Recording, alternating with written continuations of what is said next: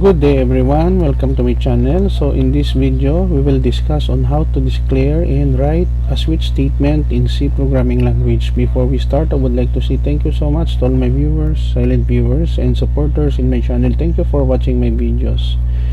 If you are new with my channel and then you like this video, please hit the like button. Don't forget to share and please support my channel guys by clicking the subscribe button. So let's begin.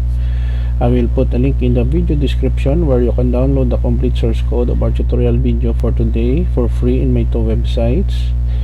You may also click the notification bell so that you will be notified with my newly uploaded video. So I'm using Dev C++ in running this program. So we have here sharp include stereo.h for input output, int main begin curly bracket int day 5, so switch day. We have numerical value of 1 that represent Monday, break 2 for Tuesday, 3 for Wednesday, 4 for Thursday, 5 for Friday, 6 for Saturday, and lastly 7 for Sunday. So if there is no other choice, we can have invalid day. Okay, so when we run our program,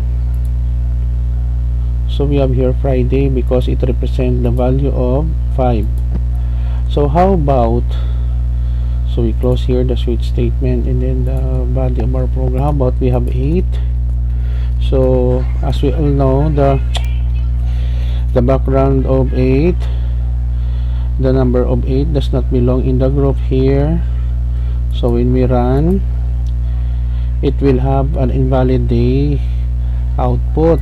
So if we have 4 here, let us save, compile and run. So 4 represent Thursday. One of the things I would like to share with you guys is don't forget to put a break statement here, because let's say for example we put a comment here in case number 2 Tuesday.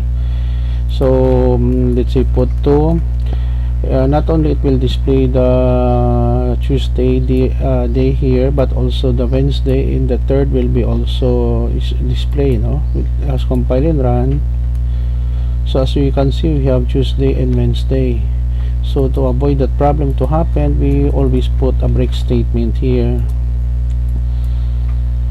Okay, so we have the right output, result Tuesday. Okay guys, so this is the end of our tutorial video on how to declare a new switch statement in C programming language. As I said earlier, I will put a link in the video description where you can download the complete source code for free in my two websites. Thank you so much guys for watching. Don't forget to like, share, and please support my channel guys by clicking the subscribe button. See you in the next video tutorial guys. This is your friend Jake saying bye bye for now.